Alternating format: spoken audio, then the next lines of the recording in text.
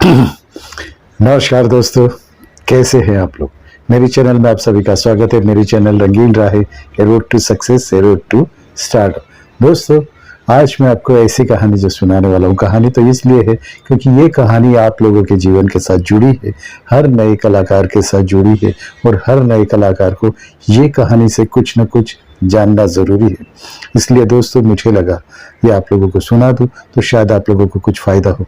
तो दोस्तों, आज की कहानी शुरू करती। आज की कहानी के किरदार दो है, एक तो है मनोज वाजपेयी और एक है पंकज त्रिपाठी जी। दोस्तों सुनिए। तो शायद ये बहुत लोगों को पता होगी, ये कहानी बहुत से लोगों ने सुनी होगी पंकज जी के बारे में और मनोज वाजपेयी जी के बारे में। तो दोस्तों, ये कहानी ये है, मनोज जी जब एनएसजी में पहली बार जब गए थे ऑडिशन देने या तो अपने लिए दाखिला लेने, तब वो रिजेक्ट हो चुकी थी। थोड़े दिनों बाद दूसरी बार गए, तब भी रिजेक्ट हो गए। तीसरी बार गए, तब भी रिजेक्ट हो गए। तो ये बहुत ही वो वक्त था जब मनोज जी बहुत चाहते थे कि कुछ काम नहीं, कुछ नहीं, लेकिन एक्टिंग की तरफ जो लगाव था, जो चाहत थी, जो उनके पास जो था, वो दिखाना चाहते थे कि मैं दुनिया को दिखा दूंगा मैं क्या जानता हूँ, मैं क्या कर सकता हूँ। दोस्तों, उसके बाद क्या हुआ, वो दिल्ली में किसी होटल में रुके हुए थे और चौथी बार जब उन्होंने एनएसजी में गए, नेशनल स्कूल ऑफ ड्रामा में, तब उनको कहा कि आप एक्टिंग के लिए आपको काम नहीं मिलेगा, आप हमारे यहाँ सिखाइए, एल्यूमनी बनिए, हमें सिखाइए, हमारे स्टूडेंट जो भी आते हैं उनके आप सिखाइए। तो वो काम करने लगे।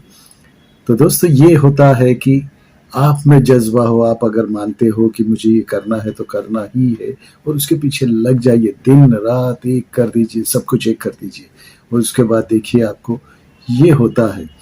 ये क्या होता है कि खुद ही को कर बुलंद इतना जो हर तकदीर से पहले खुदा बंदे से कुछ पूछे, बता तेरी रजा क्या। यानी खुदा खुद पूछेगा आपको आके कि आपकी रजा क्या है, आपकी इच्छा क्या है। तो दोस्तों, इतना बुलंद आपको करिए। अच्छा, उसके बाद की ये बात बताता हूँ, पंकज जी की बात। पंकज त्रिपाठी जी एक बार मनोज जी से मिले, तब तो पंकज भी थोड़ा कुछ काम करने लगे थे इसमें, टीवी सीरीज में भी और ओटीटी पे भी काम करने लगे थे, तो थोड़े नॉन फेस भी बन गए थे। लेकिन एक इंटरव्यू में दोनों एक बार मिल गए, तो दोनों को पूछा गया कि आप कुछ बात बताइए। तो पंकज जी ने बात कही कि पंकज जी ने बात बताई कि मनोज जी जब वहाँ पे सिखाने आते थे तो उस होटल में कुछ भूल गए थे। तो कोई चीज़ भूल गए थे, तो मनोज जी ने कहा, हाँ जी मैं कुछ भूल गए थे, अपने स्लीपर्स भूल गया था। तो मनोज जी ने बताया, पंकज जी ने बताया कि आपकी स्लीपर आज भी मेरे पास है। आपके जो जैसे बड़े भाई की पादुकाएं जो रखी थी शत्रुघ्न जी ने, तो वैसे ही राम लक्ष्मण जब वनवास चले गए थे तो बड़े भाई तो ये थे, तो शत्रुघ्न ने जो उनकी जो पादुकाएं रखी थी उनका पूजन करते थे। तो ये होती है बात, ये होती है लगन। तो वो अपने गुरुजी ही मानते थे उनको, क्योंकि वो जाते थे तो वो सीखते थे, उनसे बहुत सीखने मिलता था। तो दोस्तों, उस होटल में पंकज जी काम करते थे, तो उन्होंने ये चीज़ रख ली थी। यानी क्या होता है कि उनकी लगन इतनी थी, बहुत ही लगन थी उनकी कि एक्टिंग में कुछ करे। लेकिन दोस्तों, ये होता है लगन और यही होती है चाहत। कुछ चीज़ के लिए इतना चाहो कि उसके बाद भगवान भी आपको बोलेंगे कि बोल तुझे क्या चाहिए।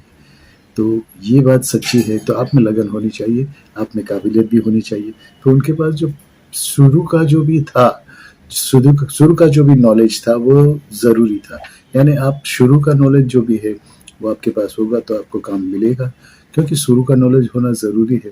ये नहीं कि आप यहाँ पर तो बहुत अच्छी एक्टिंग कर लेते हो, घर पे भी बहुत अच्छी एक्टिंग कर लेते हो, अपने दोस्तों में बहुत अच्छी एक्टिंग कर लेते हो, लेकिन जब ऑडिशन या तो फिर जहाँ पे कैमरा के सामने काम करने का आता है तब आप हिचकिचाते हो, या तो हिल जाती है, या तो डायलॉग भूल जाते हो, ये हो जाता है। ये क्यों होता है? क्योंकि आप में कॉन्फिडेंस नहीं है। कॉन्फिडेंस इसलिए नहीं है क्योंकि आपने ये काम किया नहीं है। जो काम आपने किया हो तो उसमें भी आपको डरने की ज़रूरत ही नहीं। तो ये ज़रूरी है कि आप हमेशा अपने आप पे सेल्फ कॉन्फिडेंस रखिए, क्योंकि इस फील्ड में आप भी काम करोगे, आपसे पुराने वाले भी कलाकार काम करेंगे, तो वो जब काम करेंगे तो उसके ऑरा में आप अगर आप आ जाओगे, तो आप उनके सामने डायलॉग ही नहीं बोल पाओगे, आप कर ही नहीं पाओगे। एक फ़िल्म थी, मैं अभी ये जस्ट मैं दे रहा हूँ, आपको कह रहा हूँ कि एक फ़िल्म थी नैले बेदौला, वहाँ पे उस टाइम पे जब संजय दत्त जी बहुत ही ऊँचे आसमान में थे, बहुत फ़ेमस थे, तो ये कैरेक्टर मुझे मिला था, तो उनके साथ काम करने का। और ये था कि टाइम बाउंड था कि 2 घंटे ही सिर्फ़ दिया है उन्होंने, और आज वो चले जाएँगे दुबई, कहीं वहीं जाना था उनको, तो वो चले जाएँगे, तो उसी बीच में आपको शॉट ये कर लेना है और किसी को रीटेक नहीं करना। ये तो एक तो ये मुझे, तो मैंने तो अपने डायरेक्टर साहब से कहा कि बाबा मैं ये कर लूँगा। बोला कर लोगे? मैं बोला हाँ कर लूँगा। First shot okay? मैं बोला हाँ कर लूँगा। तो ये कॉन्फिडेंस मुझ में था। लेकिन जब ये संजय दत्त जी मेरे साथ में काम किया, तो मैं भी आँखों से आँखें मिला के वो डायलॉग बोला और वो शॉट ओके हो गया।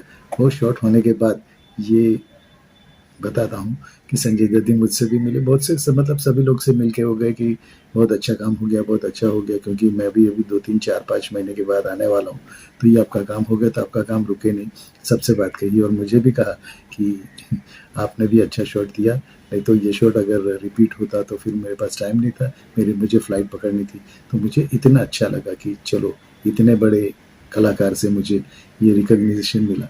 तो ये सेल्फ मतलब मुझे कुछ कहने की ये बात है कि आप में सेल्फ कॉन्फिडेंस होना ज़रूरी है, क्योंकि कोई भी बड़ा कलाकार आपके सामने आएगा, कोई भी कलाकार हो जिन्होंने 100 फ़िल्में की हो, 200 फ़िल्में, क्योंकि उनके पास वो अनुभव है और आपके पास आप नए-नए हो, तो किसी से भी डरने की ज़रूरत नहीं।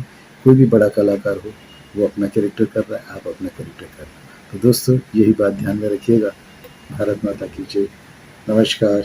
फिर मिलेंगे ऐसे ही कभी नए वीडियो में। बहुत जल्दी हम लोग मिलेंगे। अब मैं हर वीक में वीडियो डालूँगा।